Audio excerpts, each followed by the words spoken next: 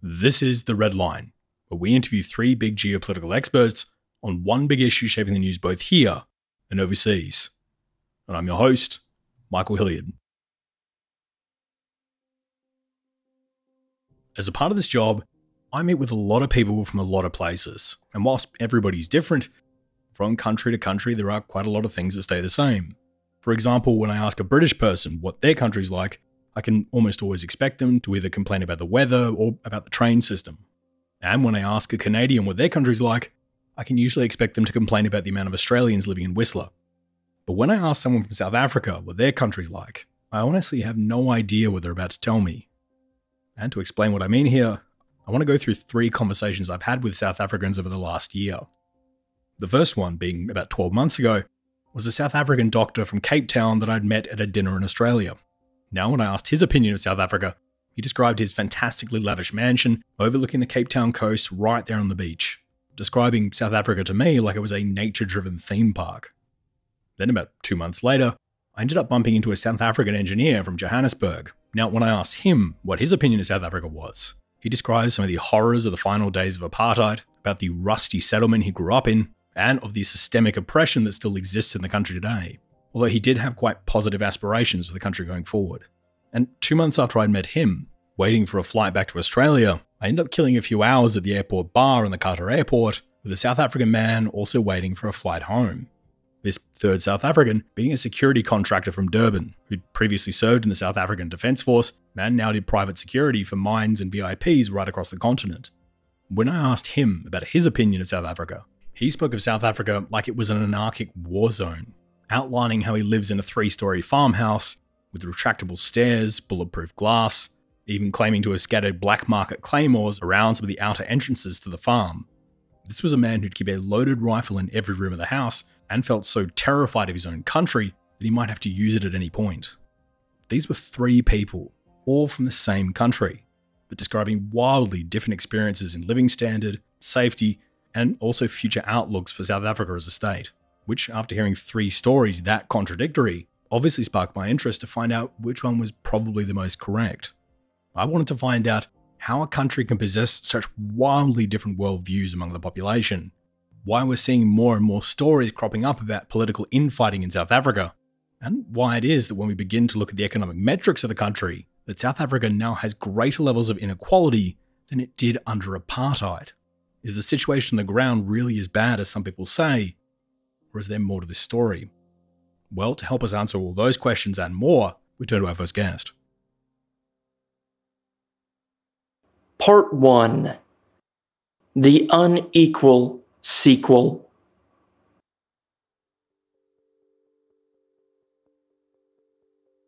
So apartheid ended in 1994, and since then South Africa has been on an interesting ride. Of course, it's become a much better society to live in because it ended a system of white supremacy. And so Black South Africans have been able to live with much more dignity than they were before being recognized as full and equal citizens in their own country. So the political framework, the media vibrance, the feeling of the society has improved dramatically in the last 30 years. At the same time, the new democracy inherited a legacy of deep inequality, and South Africa continues to be unequal. In fact, more unequal economically than it was before the end of apartheid. And so on the one hand, you can say that represents a failure of the African National Congress government. And on the other hand, you can say that it represents a sign of how deeply embedded those inequalities were. Sisonke Mzima is a South African writer, activist, and political analyst who's been writing and working on South African societal issues now for over 30 years. Having previously worked as a gender advisor for the Joint United Nations Programme on HIV/AIDS, and having gained fellowships with Yale University and the Aspen Institute, she's regarded as one of the key voices currently speaking on South African issues. So we're thrilled to have her on the program today. In the last 10 to 15 years, really began to see a decline in governance and a real problem with corruption, to the point where people have begun to call it state capture. So where outside interests have begun to take over politicians so profoundly that they have captured the state. So the early 1990s is probably a good place to start this story, with the country officially ending apartheid and seeing the formation of a democratic government in 1994. This government being led by Nelson Mandela and his political party, the African National Congress, or ANC. So to start with, can you take us through this early period in the transition? In the early 1990s, just before apartheid officially ended with the elections, what you saw was a lot of exiles from the African National Congress who were highly educated, highly capable, who had essentially been preparing to run the state, come back into the country. So they returned from years in exile where they had been mobilizing international support to end apartheid. And those who were released from prison, political prisoners were released. And so you had this instant political elite that was born. And it was a political elite that had gone from having virtually no access to resources to suddenly having a lot of friends who had access to significant resources. And so you had this very interesting meeting of economic and political interests at the time of transition. And I think the seeds for what we are now seeing in South Africa were planted in those very early years. You had both individuals who were connected, so rich people then supported ANC exiles who were coming back home, essentially preparing to run the country. And so you had rich white people supporting the new Black elite. And then you also had a negotiated settlement in which that new Black elite was basically negotiating with the old white political elite and the continuing economic white elite to figure out what this transition would look like. So things have changed, and yet they have changed not at all. Now, we have an absolutely massive amount of ground to cover here, and I want to spend more of the episode talking about the more recent history in South Africa, as well as where the country goes from here. So to get through this as fast as possible, let's speed run through this timeline a bit. Now, the African National Congress, or the ANC, would win South Africa's first post-apartheid election as the largest party, but would only become such a large party by joining up with the South African Communist Party and the Congress of the South African Trade Unions, as these are both groups that have been opposing apartheid for a long time now. Mandela would come into power, effectively running a party that was almost divided in two. Some elements who would probably be classified as more moderate and much more conventional in their economic wisdom, and the left wing of the government, who at the time were calling for much more radical action to take place here in South Africa. But fortunately in those first years, largely because Mandela was seen as such a large figure in politics, the two sides were able to work together. Now, Mandela was more than aware of this radical faction within the government, and more than aware that this radical faction was beginning to scare a lot of the business and investment sectors within the country, and in such would tap a man named Thabo Mbeki to become the president of the ANC and the deputy president in waiting to effectively become Mandela's successor. Mbeki was seen as a pretty safe choice by most of the outside community, and was already a very experienced diplomat and policymaker. Now, under Mbeki, he would champion the government's growth, employment, and redistribution policies. And during that period, the South African economy was actually doing fairly well, with the country experiencing moderate economic growth across most sectors. It even had quite a lot of success in rolling out transport, healthcare, education, and social welfare programs that did appear to be making some difference in the community. Now, by large parts of the party, Mbeki was seen as a bit of a centrist, quickly becoming disliked by large wings of the party who felt disillusioned that they'd fought to end apartheid, and the result being modest economic changes. And at this point, I introduce our next character, Jacob Zuma. Now, Zuma was another anti-apartheid activist heralding from the province of KwaZulu-Natal on the east coast of the country. Zuma had left high school to go join up with the cause, becoming a long-time anti-apartheid activist, and a pretty significant charismatic figure among the left wing of the party, spending most of the years leading up to apartheid either in jail or in the ANC headquarters in Mozambique or Zambia, working either as a member of the ANC or as a member of the South African Communist Party. So when apartheid ended and the first ANC government was formed, the ANC would end up approaching Zuma, hoping to bring him on board so he could rally support for the ANC throughout the Zulu communities in KwaZulu-Natal, as Zuma held a lot of sway in that state. So Jacob Zuma would jump on board and bring a lot of the votes from that area with him. Once inside the party in this very early stage of the government, Jacob Zuma would run for a whole bunch of senior roles like Secretary General, but always found himself being beaten out by a man named Cyril Ramaphosa, who, skipping ahead in the timeline, is actually the president today. But we'll get to that later. Now, having brought all of these votes into the party, but not being given these senior roles that he desired, Zuma became a bit of a problem for the ANC. And to put it mildly, it was a little bit corrupt. But because of his connections to the Zulu community, the party had little choice but to place him into some senior positions. one of those being the ANC's intelligence department. Now, Jacob Zuma would continue to rise up inside ANC politics, even becoming the deputy president from 1999 to 2005, widely seen as the man who would probably take over after Mbeki. However, whilst in that role of deputy president, a whole series of corruption scandals involving Jacob Zuma would end up coming to light, including one in 1999, where, as head of the intelligence services, he'd been doing a lot of corrupt arms deals to a bunch of other nations and selling off parts of the nation's military stockpile. Then on top of that, a rape scandal would come to light where he would be accused and later charged with raping a woman. Left with little choice, Mbeki would end up dropping him as deputy president. And whilst the more moderate wing of the party saw this as reasonable, the left wing of the party saw this as a direct attack on their candidate, with Jacob Zuma spending the next year continuing to gather and rally support from the left of the party, who eventually launched a challenge within the party against Mbeki in 2008, where through party mechanisms, he would effectively remove the president from power, placing himself as the president of the ANC, and a short while later, president of South Africa, at which point he would also drop all criminal charges against himself. Now, Zuma would have an absolutely raucous couple of terms, allowing close friends and allies of his end of the party to capture entire state industries and businesses, becoming very close with countries like China and Russia, and also overseeing the birth of his 21st child. However, because South Africa has a free press, he would be dogged again and again for his numerous corruption scandals across his terms.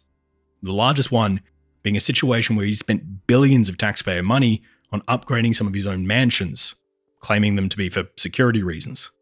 All of which would then only be made worse when he was named several times in the Panama Papers. But because the ANC won election after election, Zuma would hold on to power, all of which had worked really well for him until 2017. Where after a whole nother set of corruption scandals would break, enough members of the party would finally say enough was enough, and begin placing pressure on Jacob Zuma to step down. Now, Zuma had been seeing the writing on the wall, and concerned that these corruption charges may actually catch up to him, had been moving operatives loyal to him into positions of power within the ANC, with the aim of being able to step down and hand over the presidency of the party, and effectively the presidency of the country, over to his ex-wife. Which again, just adds to the weirdness of the story. But anyway, in 2017, the ANC would need to pick a new leader, deciding between Zuma's ex-wife and Cyril Ramaphosa. And at that 54th conference, Ramaphosa in the centre of the party had managed to rally just enough votes in order to block Zuma's ex-wife's ascendancy into the presidency. So now with Ramaphosa sitting as the head of the ANC, he would openly call for Jacob Zuma to step down from the presidency. Zuma would refuse to step down, claiming to have done nothing wrong and stating that he was the victim in all these corruption charges. Then later on in that same speech, threatening to plunge the nation into a chaos that I'm sure my comrade leaders will regret if they decided to pursue those charges of corruption. But alas, the ANC would continue to maintain pressure on him. So Zuma would end up approaching the army, hoping the army would back him and keep him in power. But unfortunately for Zuma, the army refused. So with little options left and realizing that he'd probably lose a no confidence vote, in 2018, Zuma would finally resign, the presidency then going to Cyril Ramaphosa. Now, Ramaphosa is from the moderate wing of the ANC, who would make his name in politics as the Secretary General of South Africa's biggest and most powerful trade union, the National Union of Mine Workers, using this role to get himself elected as the ANC's Secretary General in 1991 under then President Nelson Mandela.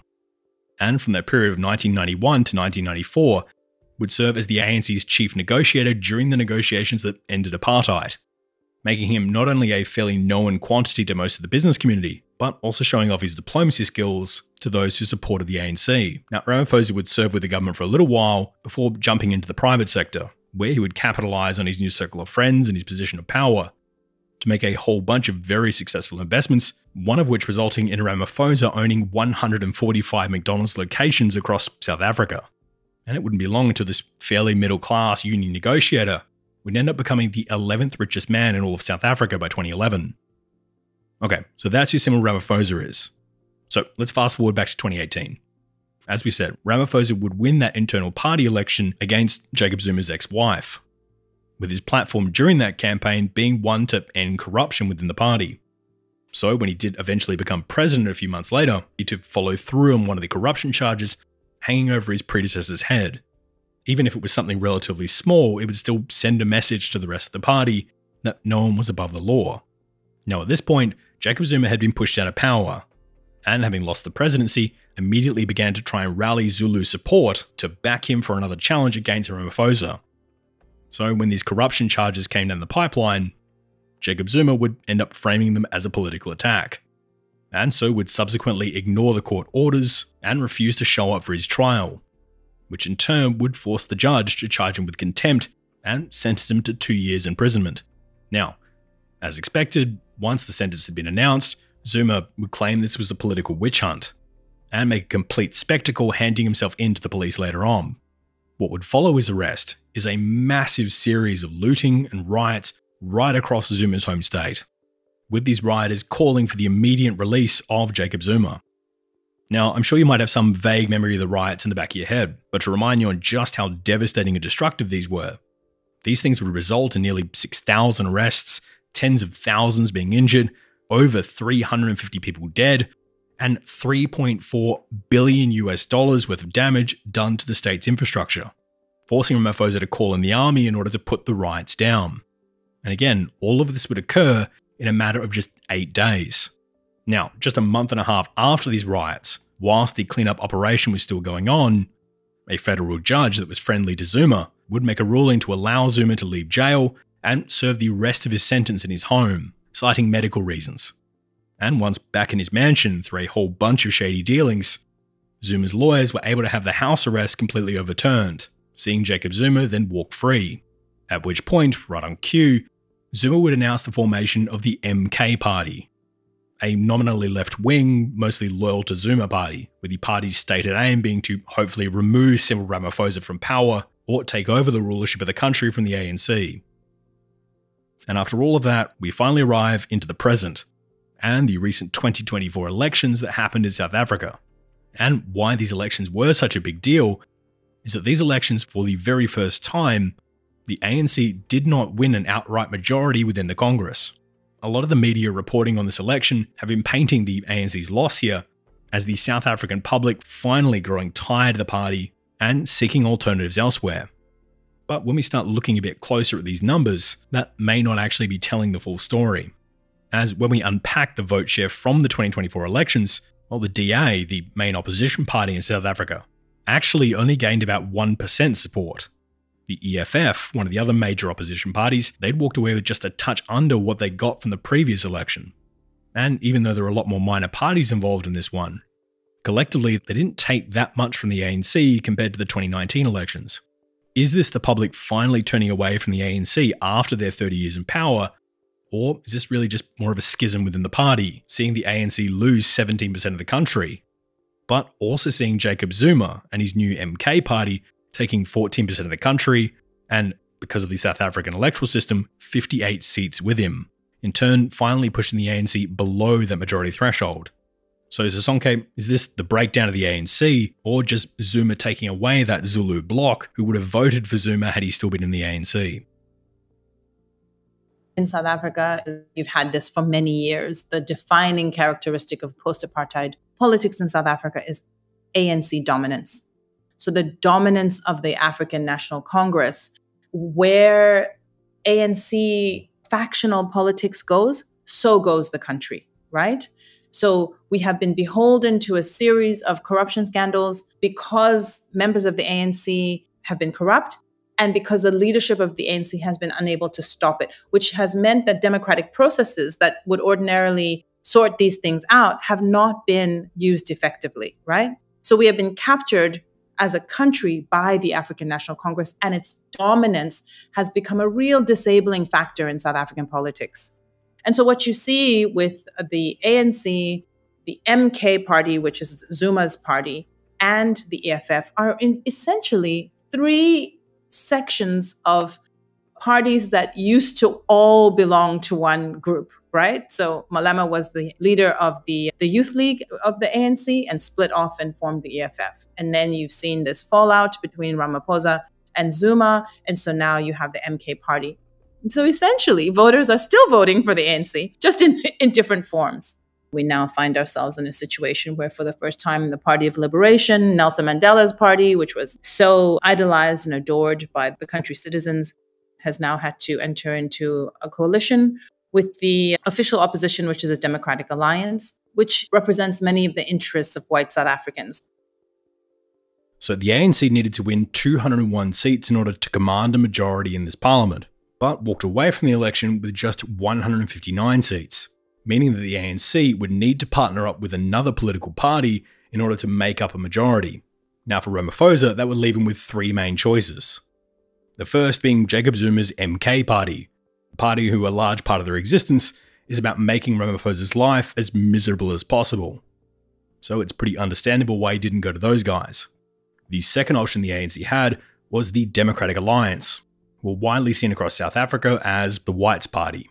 If Ramaphosa didn't want to go with the DA though, the third option they would have is the EFF, or the Economic Freedom Fighters, a far-left party that's faced a few controversies over the years, one of which being a television interview that their leader gave, although I'll let you judge the clip for yourself.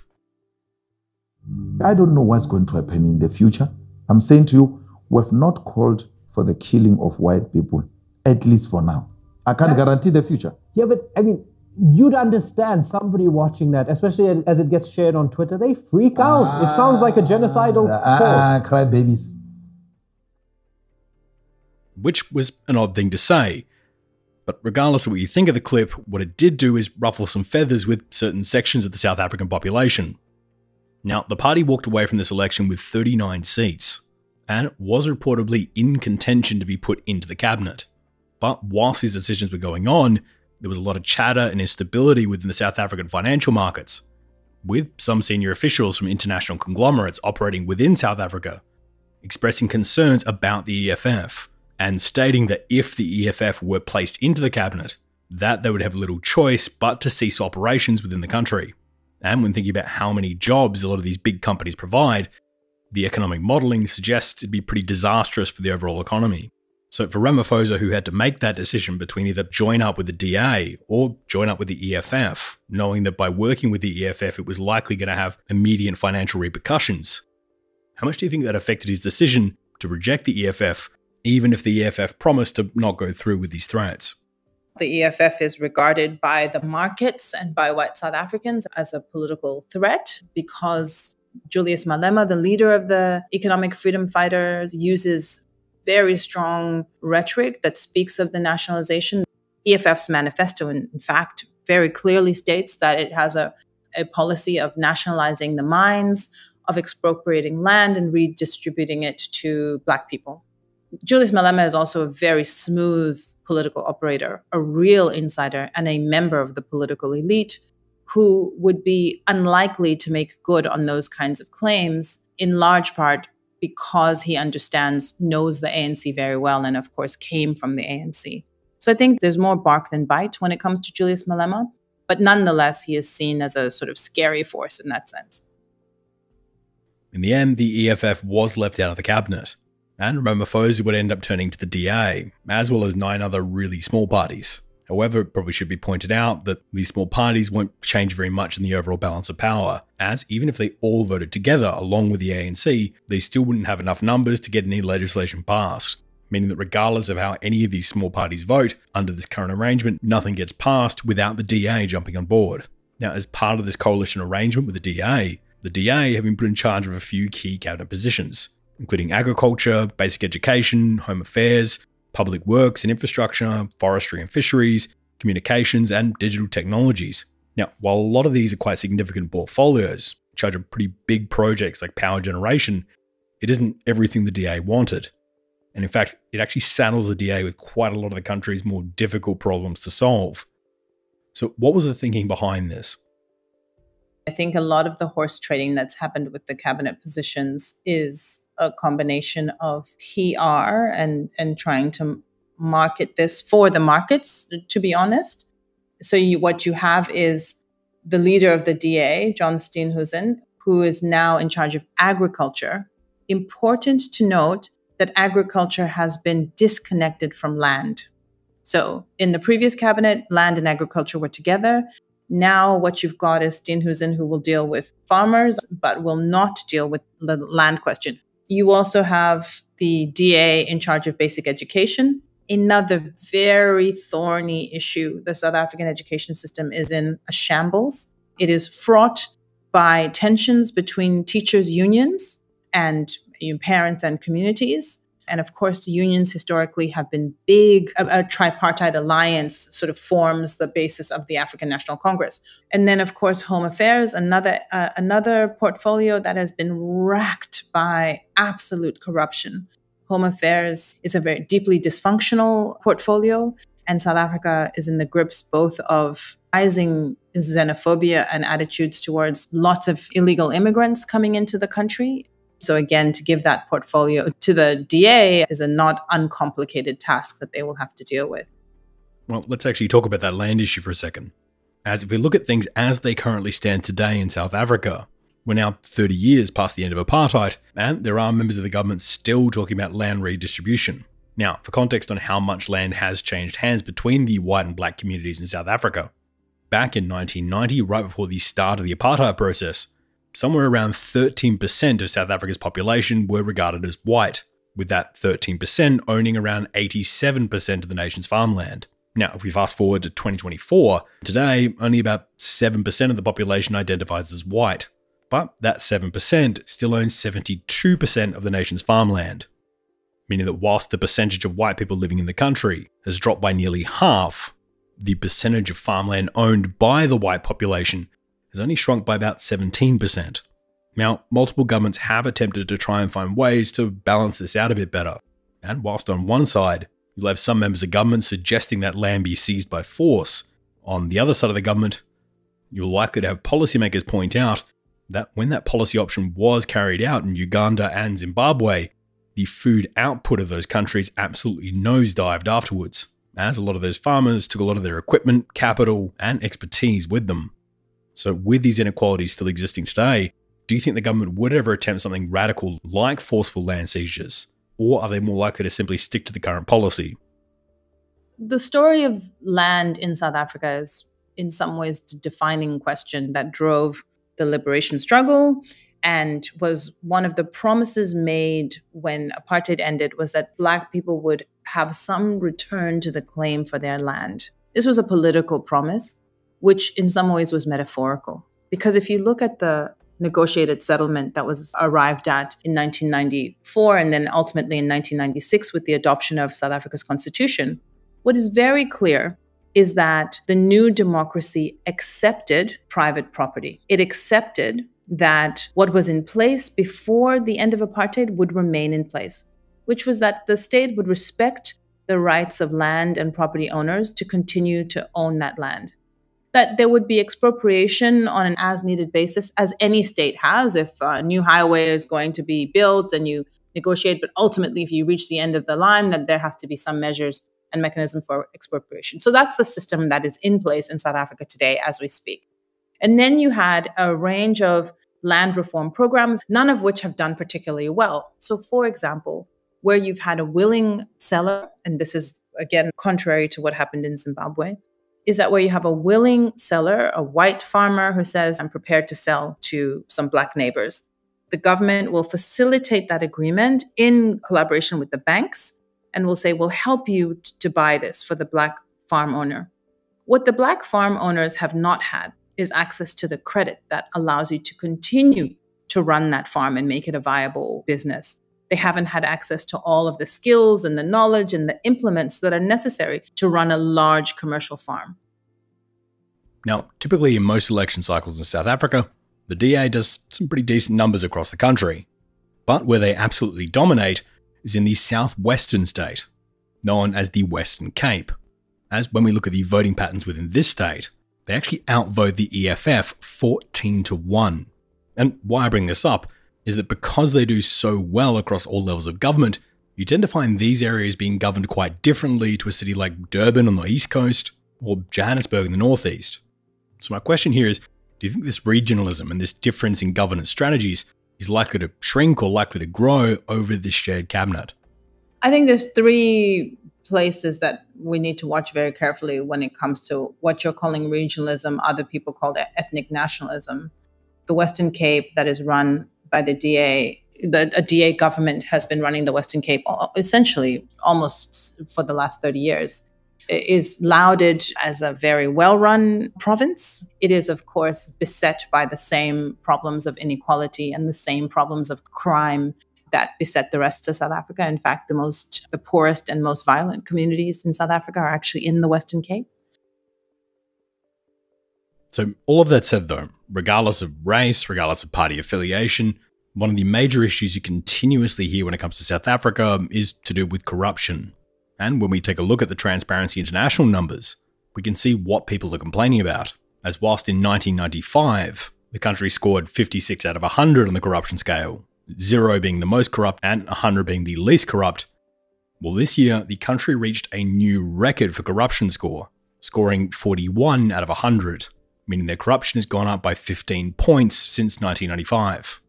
And to add a bit of context here, this score of 41 would place South Africa, in terms of corruption, below Moldova, below Cuba, and even below some war-torn countries like Burkina Faso. So I want to ask, what is driving up this corruption so dramatically? What often gets talked about is the corruption of African National Congress leaders. And there is no question that ANC leaders have been punished at the polls for their proven corruption, scandal after scandal after scandal. What is less discussed, but clearly a factor, is that many in the private sector have also been corrupt, that favors and patronage have been part of the system in the last 30 years as they were in the preceding 50 years. And so I think we have to be able to get our heads around the fact that corruption in South Africa has no color. It is probably the only truly colorblind institution.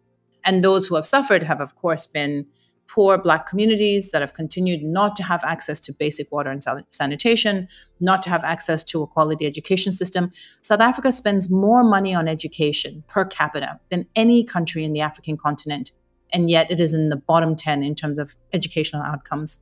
So there has been an absolute failure, and I think it's been a failure both on the part of an extremely wealthy private sector and an increasingly wealthy Black economic elite.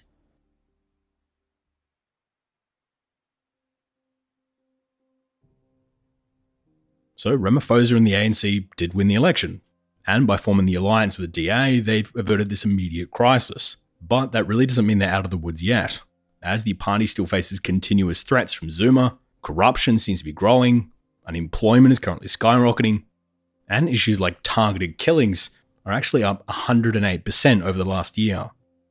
So now the countdown clock begins, because if Ramaphosa makes it to the next election and hasn't solved any of these issues, there's likely to be a lot of disillusionment with not only the ANC, but also the DA. So how does the government plan to address all of these issues they have to face over this term? What programs have been successful in the Cape that might work elsewhere? And what makes South African politics so complicated that all of the usual economic levers and policies that a country would just usually do simply just don't work here in South Africa? Well, to answer that, we turn to our second guest. Part 2. Power Politics.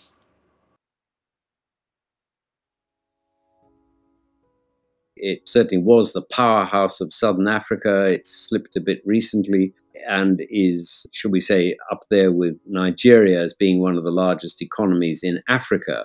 I mean, Nigeria is a bit of a false economy because it's mostly bolstered by its oil. And therefore, when oil prices fall, then, of course, the GDP falls. But South Africa is a much more diverse economy with manufacturing. You've got agriculture, tourism, of course, as well as mining, for which it's well known. Martin Plaut, born in Cape Town, is a senior research fellow at the Institute of Commonwealth Studies, specialising in African politics. Prior to that role, Martin was the British Labour Party's Secretary on Africa and the Middle East, before then becoming a journalist with the BBC, covering African conflicts in places like the DRC, Eritrea, and Uganda, eventually even becoming the BBC's Africa editor.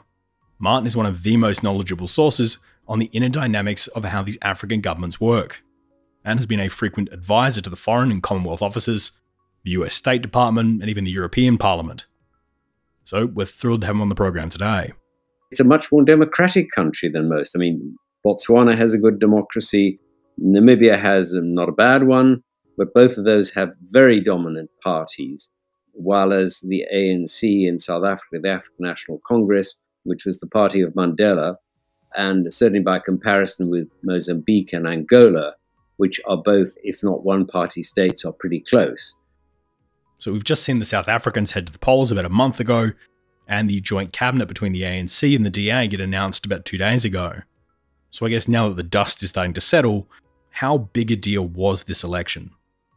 Well, this is the biggest change purely in terms of an election that there has been in my lifetime, and I'm now in my 70s. So throughout my youth, you always knew for sure that the National Party, the party of apartheid, would win. And after 1994, you always knew that the African National Congress would win. And there has been literally one transition of government in my whole life. So this is absolutely a watershed moment in South African history, because the ANC now cannot govern on its own. It's a purely proportional representation system. As soon as you get 47,000 votes, you get one member of parliament. There are 400 members of parliament, and you get one of them. And so as soon as you lose that 50%, and they're now down at 40.18%, they can't rule. And this is something I think the African National Congress never thought it would get to. I think they thought they were going to be invincible, and for 30 years they were. But now they have to share power.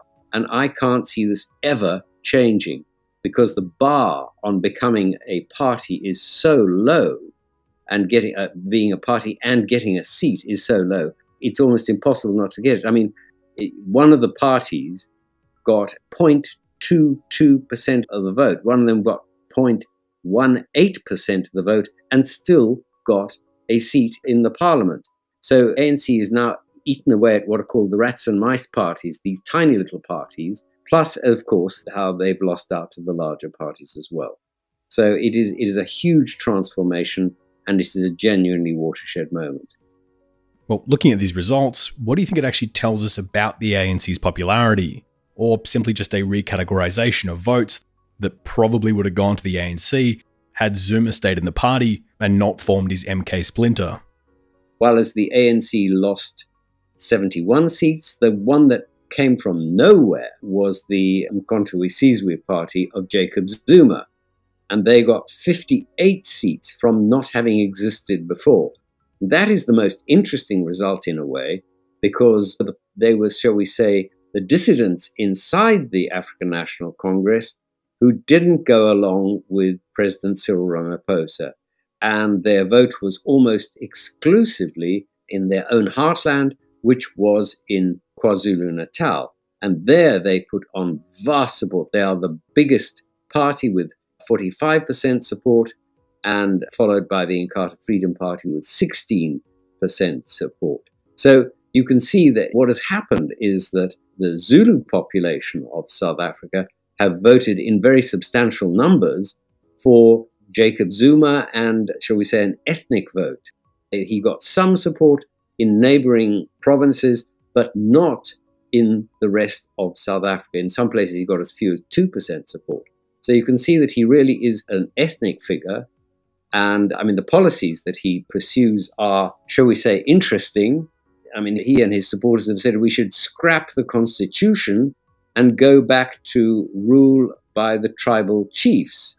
His leader in parliament now, his name was Justice Shlope, who was a judge who was actually impeached and thrown off the judiciary. The first time ever in South Africa that happened, because he tried to influence the Constitutional Court to stop the prosecution of Jacob Zuma for corruption. And he was thrown out, but he's now the leader of the Umkhonto we Sizwe party in parliament. And he has said that the judges should be subservient to the tribal chiefs, which is something else as a policy. Jacob Zuma, when he came to power, he entrenched the rot that had been going on for some time. And this was, in some ways, was not the ANC's fault. The ANC came to power in 94 with Nelson Mandela, who was an absolutely stellar figure with huge legitimacy, of course. And after 5 years said, well, that's it, I'm not going to be the president anymore. There was huge sort of wailing and gnashing of teeth, but people finally accepted it. Now, the problem is that there's been a gradual eating away of support for the ANC since then, for one simple reason, really, which is that the ANC has not delivered the economic growth that are required to provide jobs for most people. Yes, they have extended electricity to the rural areas, which has been a huge benefit to vast numbers of people. Yes, they have done all sorts of things like providing social security grants that many people live off. They're very, very low level, but they are enough to keep people going. So those have been hugely positive for them. But the children of most people now do not have jobs. I mean, if you're under 24, 25, something like that, you maybe have a 60% chance of not having a job. And there is no social security you can fall back on. So the huge numbers of the young people of South Africa just don't have a job. And even those that do have a job, they are so poorly paid, it's hard to say that they are really of a living standard. So with the MK party having pulled away before this election, pushing the ANC below that majority threshold, Ramaphosa was obviously forced to go look for partners. Now we know that he made the decision and he's formed cabinet with the DA, but how significant a move was this? And why do you think he didn't turn to someone like the EFF or make up with Zuma rather than turning to the DA here? The first thing is to remember that the African National Congress has, since the 1950s, some would say even earlier, been an alliance. It's an alliance of the trade union movement, the South African Communist Party, and the African National Congress. And those three have stuck together through the apartheid period. They've stuck together ever since. And it would be against the whole tradition of the African National Congress to just ditch the unions. It would be an absolute rupture in the way that they operate. Now, the Communist Party has repeatedly said, well, we're thinking about maybe we should stand on our own. They've never done it. They've always supported the ANC. And some of their members are amongst the most, frankly, the most sensible and moderate members of the ANC because they know what would happen if the wheels came off the van. The other thing you have to remember is that Ramaphosa himself made his name as a trade unionist. I mean, he was the person who, to his great credit, managed to penetrate the mining sector, which was almost like a fortress. I mean, the mine compounds in which most of the miners lived were circled with barbed wire. You couldn't go in or out without permission from the companies. You couldn't go and register people for it to become a member of a trade union. And he found a way around it by unionizing the white-collar workers who lived off the mines and then using them to go and unionize the majority of the miners who were actually going down the pits. So it's also against his personal kind of, how can I put it, against his personality. He's very much somebody of a consensus politician who likes to bring people along. And the third problem is that he's from a minority ethnic group. He's not a Xhosa or a Zulu. And as a result, he doesn't have an ethnic base. Nobody holds that against him, but he doesn't have a big block of votes that he can rely on. In the African National Congress, there are 6 or 7 people at the top, and there's a very delicate balance within it as to those that support him and those that don't support him. And if he goes too far and sells out to what is termed white capitalist monopoly capital, he would be going too far and he would probably be kicked out. So his hands, in a sense, are tied, and it is not easy for him to make the kind of concessions that the Democratic Alliance are demanding. Well, what sort of concessions are the DA demanding? One of the things that they want to do is to professionalize the civil service so that it would no longer be possible to put party members who are just there because they're party cadre. They want to be able to widen the base of the civil service, particularly at the top, so that there'll be people from different walks of life, and some of them, of course, would be Democratic Alliance, some of them would be ANC, some of them would be others. And there are many competent people in South Africa who could fulfill those roles, but there are plenty of people who hold the most senior positions in things like the docks, the airlines, who are just party stalwarts and have no skills whatsoever, which is terribly draining on the country. And could you take us through why the ANC would be so set on making sure they still get to staff all these positions? So what happened with the ANC is that the ANC hierarchy, the elite in the ANC, sort of almost has given up on trying to solve the economic problem have moved back to running the country, and they used something called cadre deployment. In other words, if you had something like the railways or the airlines, which were owned by the state, they put their own people into them. And these were essentially jobs for the boys, and they were rewards for being a loyal party supporter. And guess what? They just stuffed money into their own pockets. I mean, to give you one example, there is an area of South Africa where the person who was put in charge literally sold off the railway line. Literally ripped up the rails and sold it off as scrap. And so it goes on. And that became endemic, particularly under Jacob Zuma, and a government commission set up to examine this called it state capture. And it was capture of the state by the ANC hierarchy. Now, not surprisingly, most ordinary people who didn't benefit were furious. Now, one of the really serious issues in the country is surrounding power generation. And to explain a bit, electricity in South Africa is completely produced by the state energy company, known as Eskom. And from 1961 to 1991, the company would build 14 power stations across South Africa. Most of these were all closer to the white areas of the country. And by 1990, 98% of white homes had power, but only 20% of the homes within the black areas had access to electricity. Again, not a great system. But apartheid ends and the ANC take power, making a pledge to right this wrong and expand power and electricity out to the predominantly black suburbs, usually further out. Now, it was at this point that the ANC were told that they would need to put on additional power stations in order to do that, as this was obviously going to drive up the demand on the grid. But at the time, the ANC was considering selling off Eskom anyway, and were pretty hesitant to spend a whole bunch of money on an asset they were just about to give away, and so put off the expansion and funneled the cash elsewhere in the budget. And now, to the ANC's credit, by 1998, 89.8% of all homes actually had access to electricity, which to be able to pull off in a short period of just over 4 years is actually a pretty amazing feat.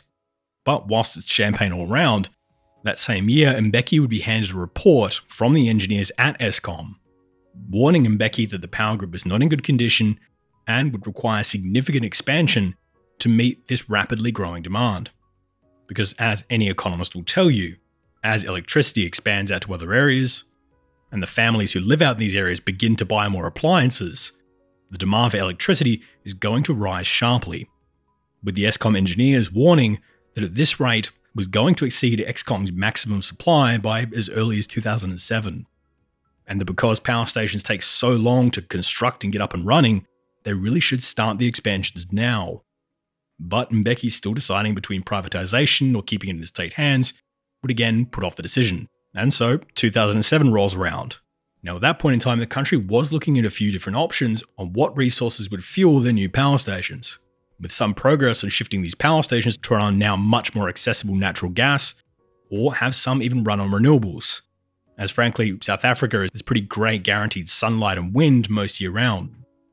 It's at that point that Jacob Zuma takes power in the country, with Zuma having a lot of very close friends and powerful allies sitting within the coal and mining lobbies. Zuma would look at these new plants, which might not be fully running on coal, and would immediately announce that the country would be reversing course on these new plants, and instead would be pursuing nuclear power with the Russians, knowing that any nuclear plant would take 20 years to construct, and that South Africa would continue to rely on coal in the meantime. And so South Africa would push ahead with building new coal plants.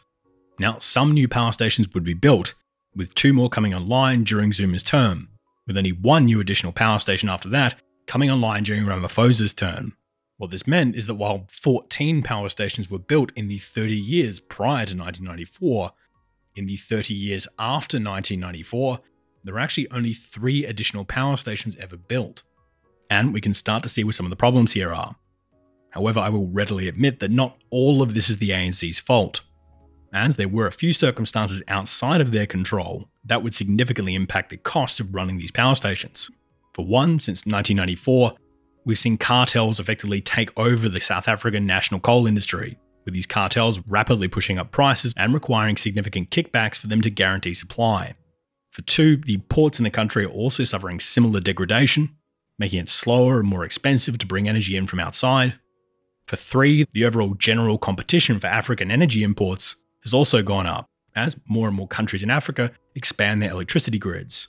And the last factor being that 4 cartels in particular are currently stealing an estimated $220 million worth of copper and electricity each and every month, with the South African government having to pay out of its own budget to replace all of the copper that's consistently stolen.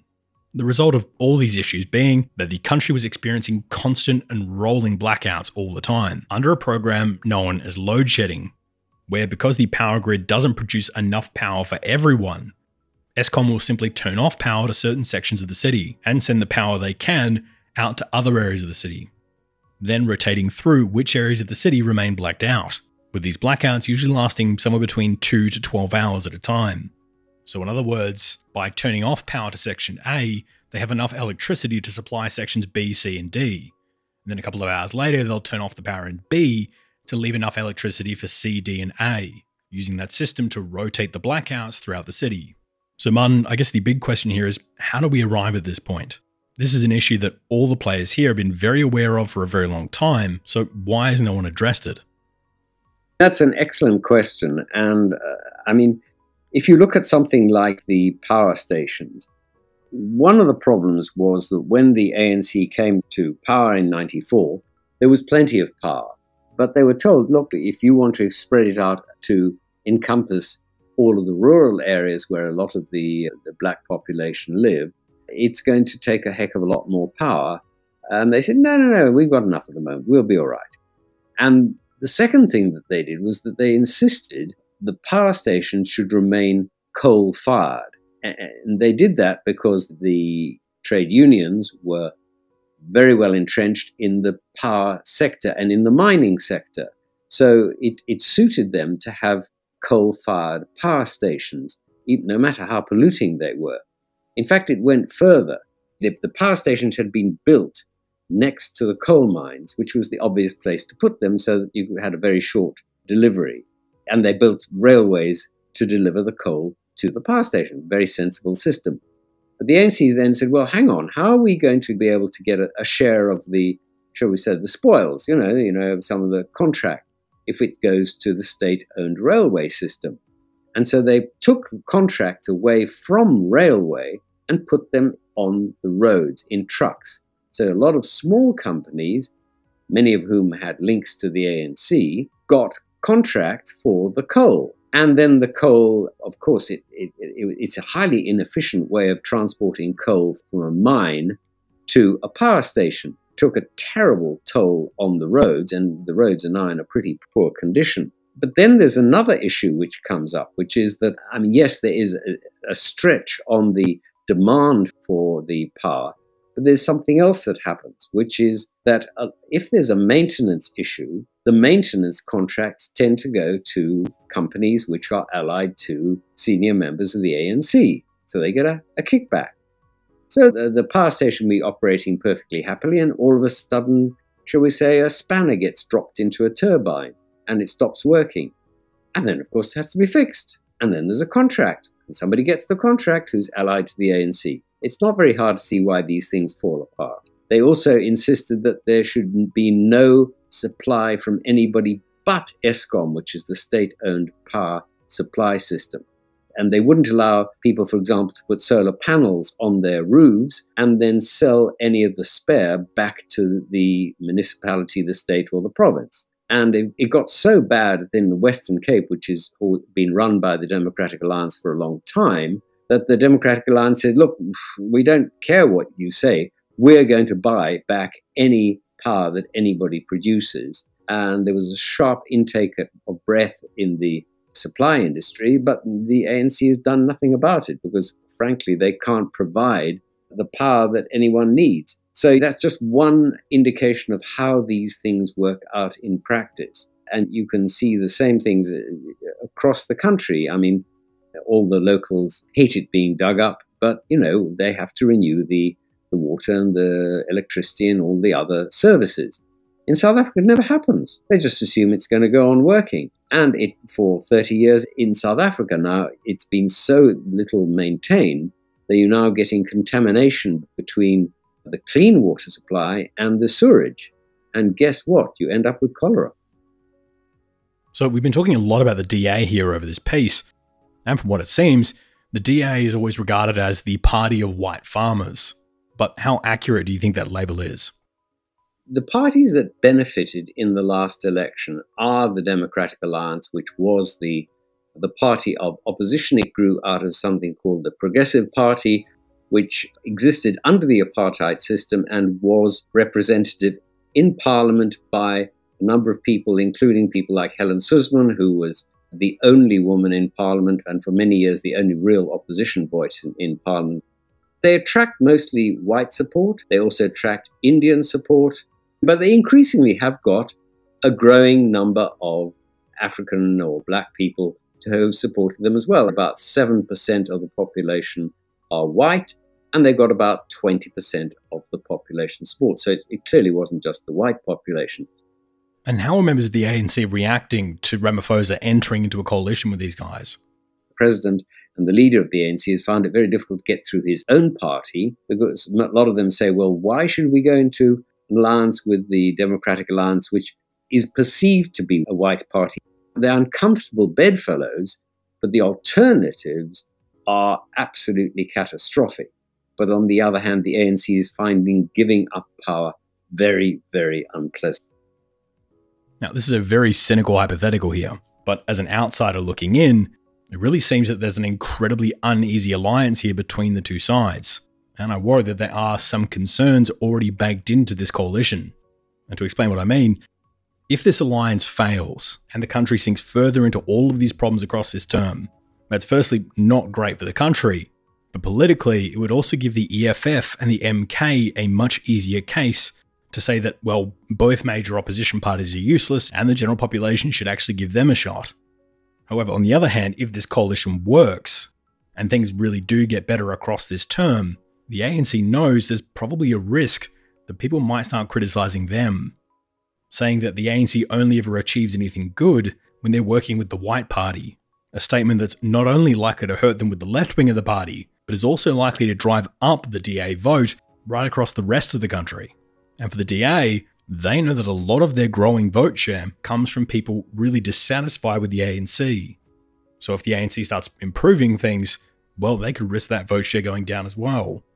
And again, I'm being cynical and very politics-brained here, but looking at the board at the moment and seeing the massive distrust that already exists within this coalition, are there actually any incentives for these sides to improve the situation here in the country? Oh, that's absolutely true.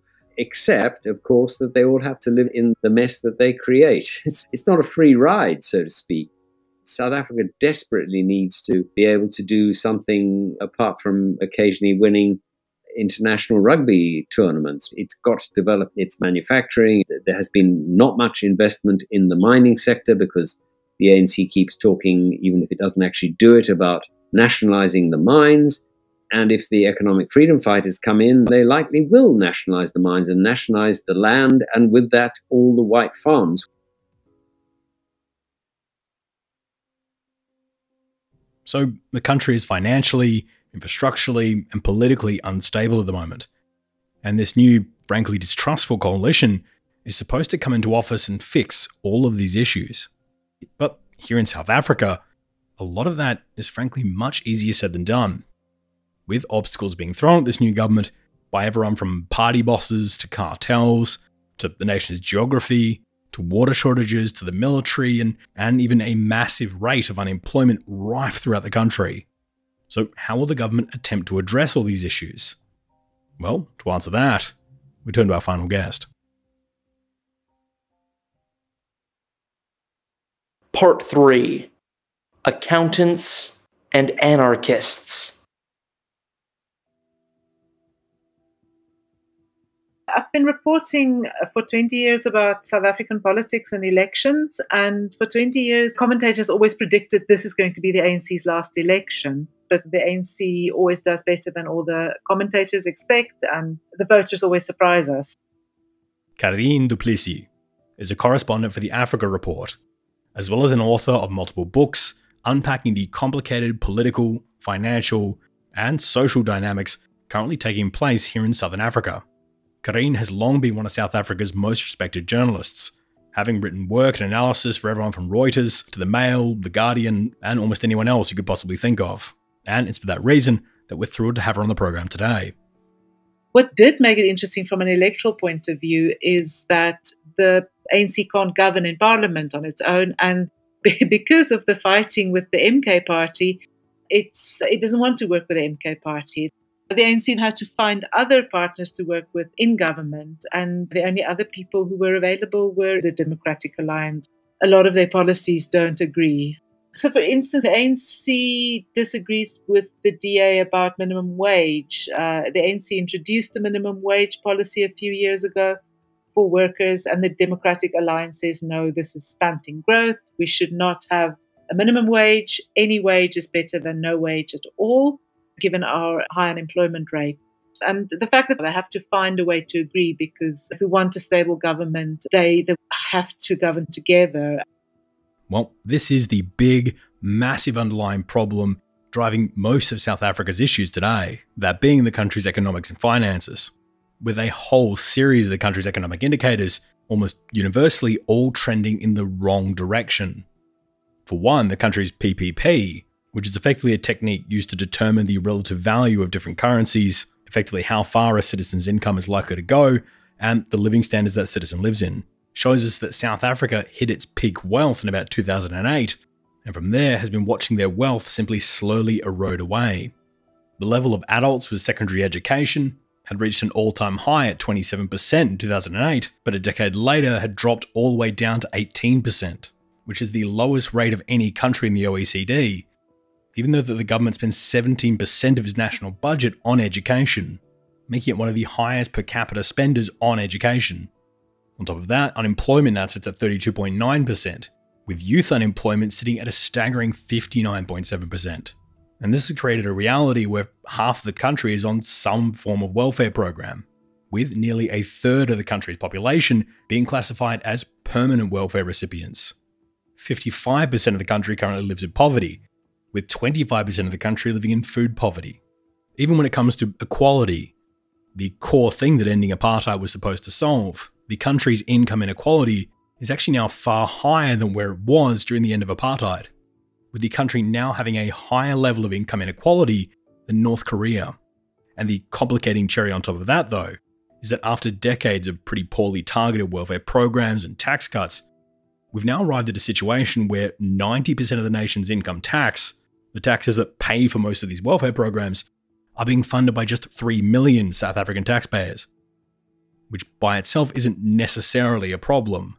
What is a problem, though, is it's that same 5% of the country that, when polled, is also the most likely to emigrate, move their money offshore, or simply move their businesses to another country. So if the country takes a downturn or enters a rapid period of instability, and we see even just 1 million of these people leave, the country could be watching a third of their income taxes walking out the door at precisely the time they need them the most.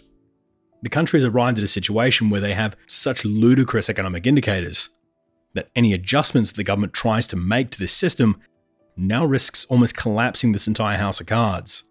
So what sort of programs can the government do to at least try and address some of these issues?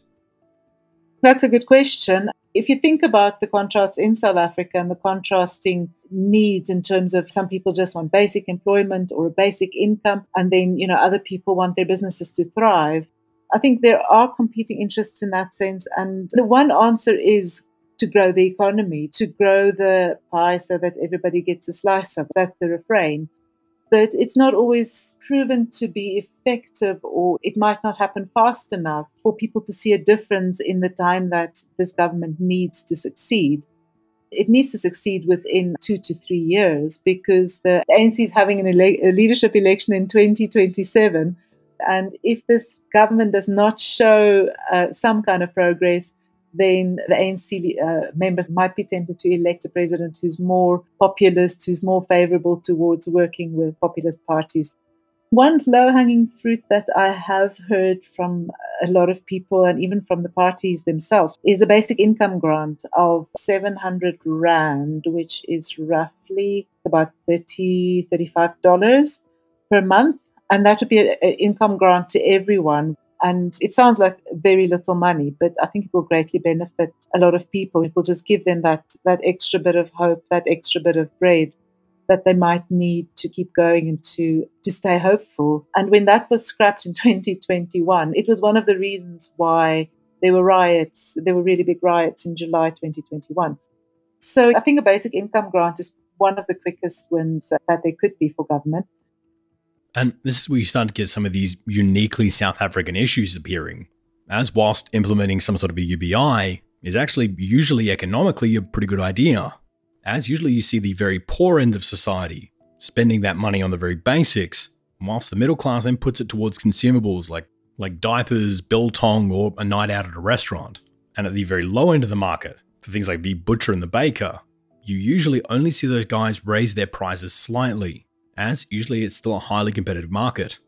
As even if UBI comes in and is given to everybody in the neighborhood, there's still lots of butchers and bakers still competing on price. And even if all of those butchers and bakers then raise their prices, now that everybody has a bit more money in their pockets, well, very soon the good money that these butchers and bakers are making with these higher prices will then encourage other unemployed people who have UBI money to spend to possibly start their own butchers and bakers themselves, therefore increasing the numbers of butchers and bakers, increasing the competition, and by theory, driving down the overall market price. Where this basic cycle doesn't work though, is usually in areas where sections of society need the product regardless of the price, or in markets with high establishment costs and government regulations. The classic example here being the telecom companies, as whilst those butchers and bakers can only raise their price by about 15% before they end up competing with a whole bunch of new butchers and bakers. For the telecoms, they can raise their price by 50, 100, even 150% from what it was, knowing that frankly some sections of society need that product and will be willing to pay the extra for it, and there's a very high barrier of entry to getting into the telecom market. Again, that just being the basic economic theory behind this, that you can rely on market forces, but only when market forces are allowed to work in a competitive market, which in South Africa is where the problems begin. As in South Africa, the telecom market effectively operates as a cartel. In South Africa, we've seen just a handful of companies completely capture the market, with companies like Vodacom, MTN, and Telkom South Africa controlling nearly 90% of the South African telecom market, and face no repercussions from the government when they act like cartels. In other words, all of them can jack up their price in tandem, and the government regulators do nothing about it. The end result being that whilst UBI usually works, and all sections of society would see a little bit of benefit, where the price of meat might go up by 10%, but the price of internet is allowed to go up by the full 100%. The gap between those who have internet and those who don't have internet ends up just widening even further, which in turn makes inequality even worse. Again, just some of the ways that the situation here in South Africa defies basic economics. So this lack of government regulation in the telecom market, Karine, what effect has that had on people so far? In communication, data prices are some of the highest in the world, and it really impedes small businesses. It impedes children who want to do their homework at home, who might not be rich enough to afford Wi-Fi, but who might need a bit of cell phone data to do a Google search on their phone.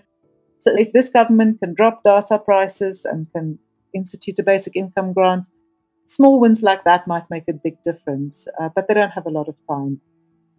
Now, one of the issues that has got a little better in the country is in the reduction of the government's rolling blackouts. Now, while just a year ago, these rolling blackouts were incredibly frequent throughout the major cities, for the last 6 months or so, things seem to have gotten a lot better, and the rolling blackouts becoming much less frequent. So how has the government managed to achieve this? Is this them bringing on a whole bunch of new power, or is there something else behind this? What government calls load shedding, I say it's rolling power blackouts. We haven't had any planned blackouts for the past 3 months. And to ordinary people, that makes a world of difference. It really changes your outlook on life.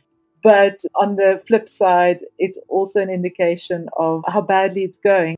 I heard the former Reserve Bank governor say the other day that the only reason why we haven't had rolling blackouts is because the mining industry is in a deep recession, because the mining industry uses a lot of power and they just haven't been using that power.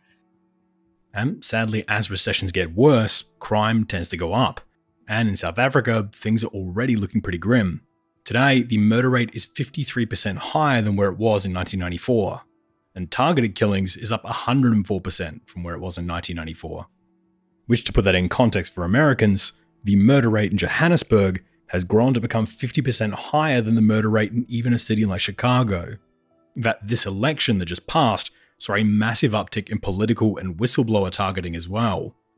And this uptick in violence has made even just basic services quite difficult for the government to roll out.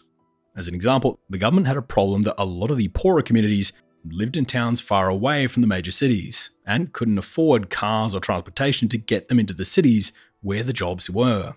So, to try and address this, the government encouraged a private taxi/minibus services market, with the idea that these minibuses would act as a direct public transport service that would also hire a lot of locals. And again, for governments who don't have the money to fund a proper public transport service, this is usually a really effective model. In fact, it's a model that works really well in places in South America, Central Asia, and throughout Southeast Asia as well. But here in South Africa, what we got here instead very quickly was taxi cartels, as what these drivers figured out is that while they can make some money driving people every morning from A to B, they could charge way more money if they were the only bus driving people from A to B. And so small groups of taxi drivers banded together and formed cartels, with these drivers then going off and using guns, explosives, and violence and attack other buses and drivers also trying to deliver passengers along that route, often also killing innocent passengers in the crossfire, with the idea being that by eliminating the competition, the remaining cartel of taxi drivers would have the route to themselves and could begin charging extortionate prices to get people from A to B. And the average citizen just trying to get to their job ends up being financially worse than where they started. And this is what I mean about why it's so difficult to solve basic economic issues within South Africa, as how do you solve the economics and the efficiency problems here without solving the crime problem? And how do you solve the crime problem without solving the economics problems? What's your solution here? I think you have to solve both at the same time, and it has to be a concerted effort. But it definitely is something that I think is giving most South Africans sleepless nights and most policymakers sleepless nights. The one issue that I did hear some criticism about was that both the transport and the police portfolios did not change hand to the opposition. I think the opposition would have been really happy to try and make a change in public transport.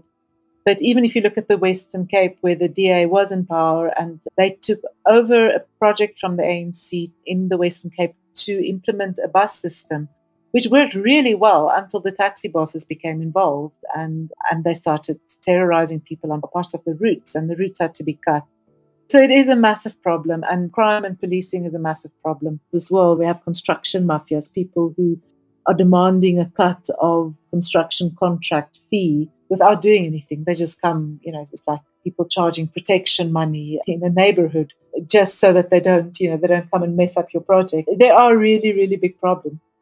And these are problems that the DA and the ANC have fundamentally different ideological approaches into fixing, which unfortunately means that crime is likely to be one of those issues that both sides are pretty unlikely to find common ground on. Another significant one being foreign relations. And both of these parties have very different ideological preferences when it comes to their respective foreign relations. As whilst the DA tends to favour relations with actors like the Americans and the Europeans, the ANC, largely due to their Cold War Soviet-aligned background, tend to favour relations with states like Russia, China, and Cuba. But now that these two parties are governing together, and issues around Russia and Israel in particular are front and centre for South Africa at the moment, how will this coalition government try to square that circle? Yeah, that's going to be a very interesting thing to watch. As far as I understood it during the negotiations, I was told by both sides that foreign policy isn't as much on the table as local policy. So I think perhaps there will be a bit of a sort of emergency mode in the next year or two where local issues will get a lot of focus. But I think in international issues, it is possible that the ANC might be a bit more tempered in its approach to countries like Russia and China. I mean, as far as I know, we're not going to see an exit from BRICS, at least in this administration, while the ANC is in the majority. We're not going to see South Africa exit from BRICS or suddenly take Ukraine's side in the war with Russia. South Africa says it wants to be neutral and mediate. So in that sense, foreign policy might continue a little bit on the same path. The minister that was appointed, Ronald Lamula, is an interesting choice as well because he was a justice minister before and he took the lead and he had a lot of exposure in this case against Israel at the International Court of Justice. And I think his appointment was an indication that the government's very much going to continue on that path, at least in terms of the case, the ICJ case against Israel. And the DA also told me they're not opposed to this case. So, although I think the DA might take a bit of a softer stance towards Israel in terms of, the party might want to see the embassy reopened, which I'm not sure that that's going to be on the table immediately. What will be interesting in the region, though, is that South Africa's got a lot of Zimbabwean immigrants, and there's been a lot of xenophobia against them, for instance. So it's going to be interesting to see how the government steers this, especially because the Home Affairs Minister is from the DA. Home Affairs Minister is usually responsible for documentation, birth certificates, identity documents, but also for visas and immigration. So it's going to be interesting to see how that issue is being steered. And also in terms of sort of foreign policy, South Africa has always been very quiet about the problems of its neighbours. For instance, Zimbabwe, the ANC hasn't really criticised the government. It's always been quiet diplomacy, even though I think the current president hasn't been really good for Zimbabwe, President Mnangagwa. So we might see government being a little bit more openly vocal about the state of democracy in neighbouring countries. I was also thinking the other day, Bobby Wine from Uganda came to visit. And I was wondering, South Africa expressed willingness to trade with Uganda, even though we take a strong stance on equal LGBT rights. But South Africa's never been vocal about Uganda's homophobic legislation. So it might be interesting to see if we're going to be a bit more vocal about that. Well, sticking with foreign policy issues for a moment, South Africa used to be a massive military power here in this end of the world, one that was more than willing to throw its military weight around, with South Africa invading every single one of its neighbours at some point during the Cold War, and having South African defence personnel almost always end up being the backbone of every non-Russian or Chinese PMC group operating across Africa. In fact, South Africa even used to be a massive arms and weapons producer, making a huge amount of weapons for themselves, as well as the export market. But now with the Cold War over, and military funding being continuously slashed, the South African Defence Forces are pretty much a shell of their former selves, with even the Navy now being the smallest it's been since the 1950s, and the once absolutely massive South African defence manufacturing sector being led by companies like Armscor, who used to just churn out huge amounts of stuff. These days, after being pulled apart and restructured by the ANC, now see them largely unable to produce even just the basics, which, as an example, Denel, all the way back in 2012, would sign a contract with the government to build 263 Badger infantry fighting vehicles, with these vehicles, oddly enough, being a variation of the Finnish Patria AMV. Now, South Africa has produced armoured vehicles for a very long time, so it didn't raise too many eyebrows when they promised to deliver 263 vehicles within the space of a decade. But under this new structure, and by the time we arrived at 2023, the company had produced exactly 0 vehicles, and in fact required a massive government bailout in order to just stave off bankruptcy. From what I understand, this kind of degradation is also appearing in the intelligence services as well, with the South African National Intelligence Service now apparently nowhere near as active as they once were on the continent. But you'd cover this more than I do, so have they shrunk as much as everyone says they have? I had this conversation with a colleague who writes about these matters. So our intelligence services are really, I don't really know where they are, and that's not a good thing. They seem to have been neglected quite a lot, and the Ministry for Intelligence also fell away. It's all now centralized under the president. So we're not even sure if they're doing their job properly. So I guess how to try and tie this all together. How does the government try and address so many problems that frankly all require fixing at the exact same time? Yeah, I'm not sure how this will be addressed. South Africa has a lot of problems, but if you unlock key blockages, I think there might be small wins, and eventually, hopefully, this could translate into bigger wins. When the economy starts to grow, fewer people might feel that they have to resort to crime to be successful. it is something that's causing myself anxiety, and I'm not sure if there is an answer on how to address this. But I do hope that the fresh blood in government will contribute towards finding some solutions.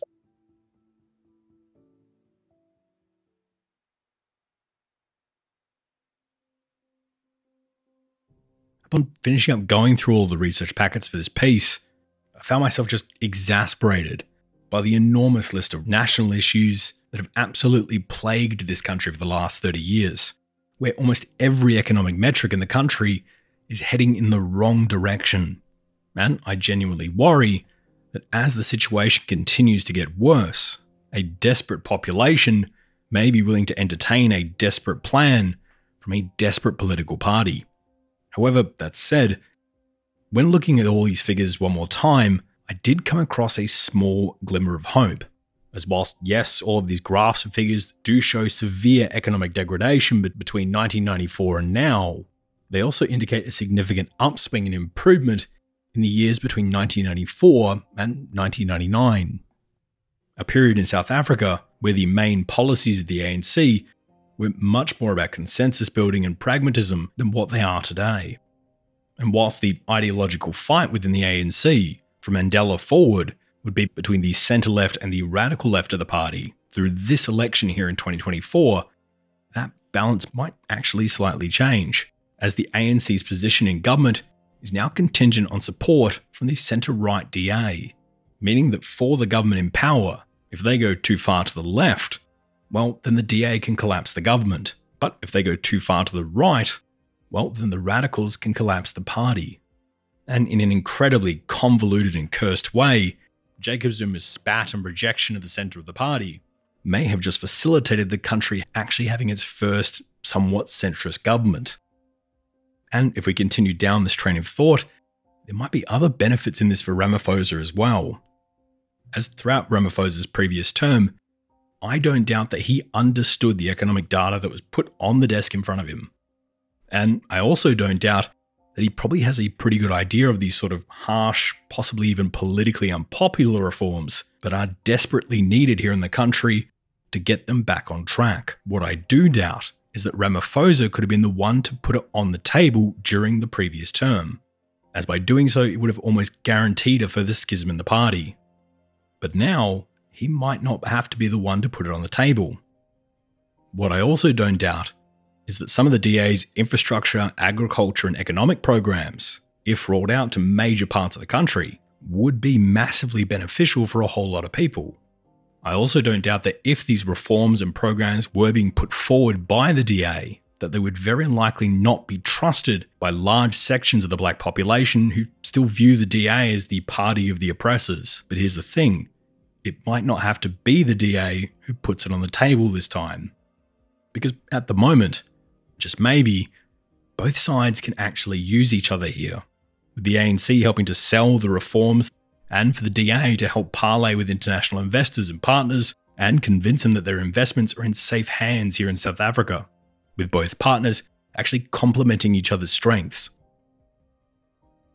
Now look, it might be a fantasy, it might be wishful thinking, but I think there is a chance here that this unlikely alliance between the left and the right might actually be exactly what the country needs right now.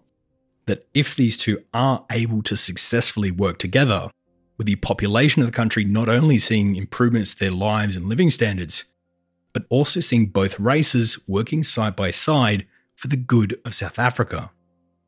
Which, again, was Mandela's original vision for the country. It's a long shot, but I think it's a shot worth taking.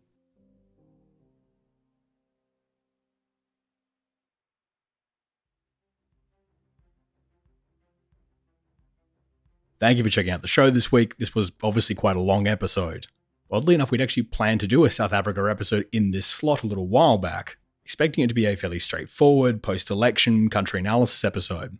But then the results of the election came in, and all of the cabinet infighting began to kick off. And with that, a huge chunk of our questions and planning for the episode kind of went out the window.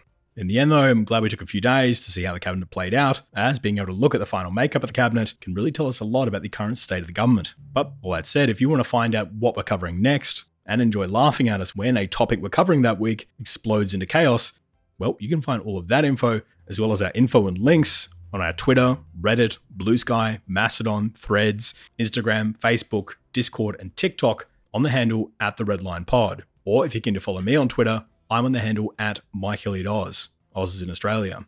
This show can only function with the support of our amazing Patreons, who donate a small amount of money each month to help myself and the team to keep this show going. And speaking of our amazing Patreons, this week I'd like to thank Jacob Taylor, Timothy Timo, Carl Suseth, and David Matalano. This show is only possible with the support of listeners like these guys, and we cannot thank them enough for their support of the show. So if you feel you could spare a couple of dollars, and you want special access to bonus episodes, as well as live sessions like our upcoming workshop unpacking the state of the Georgian, Abkhazian, and South Ossetian militaries, and the likely outcome of a 2024 Russo-Georgian war, well, you can find out about all of that by simply signing up to our Patreon today, links being in the description. As usual, here are 3 book recommendations.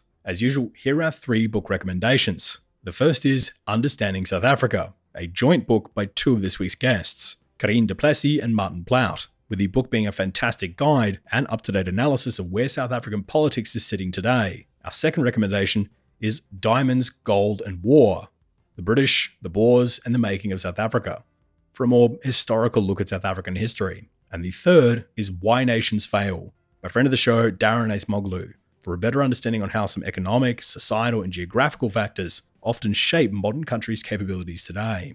I want to say thanks to this week's guests, Sisonke Umsima, Karine du Plessis, and Martin Plaut. All of you were absolutely fantastic on this one. It was great to have you on the show this week. I also want to give an additional thanks to the primary researchers for this piece, them being Robbie Sutton, Jamie Tanu, Ben Nutter, Daniela Juvella, Jamie Tanu, Jemima Pentreath, and Kashyap Maheshwari, who all did an amazing job putting together a massive amount of stats, facts, and key points that frankly gave me a reason to drink this week. I'd also like to thank Cameron Gale, the producer, Jack Shankman, the production manager, Daniela Juvella, Nate Ostiller, Robbie Sutton, Nick McNally, Jemima Pentreath, Ben Nutter, Genevieve Donlan-May, Perry Grace, Gabrielle Lane, Lorenz van Kierbelk, Andrew Gundel, Isaac Gibbs, Andrew Garbery, Scott Missler-Ferguson, and Sean Cottle-Lamb. Our research assistants and writers, Jamie Tanu, our media director, Raul Devanarayanana, host and analyst, Francis Leach, our director of breaking news, Mark Spencer, our second voiceover artist, Kashyap Maheshwari and Alexander Woolgarten from our online team, Joe Nagan, our production assistant, Alexi Heimakainen, our Discord moderator, Joe Hawthorne, our audio cleaner, Marissa Rafter, our videographer, and Nick Much, our field correspondent. Once again, I can't thank this team enough. All up though, the Red Line will be back in another fortnight with another international episode. But until then, thank you for listening, and good night.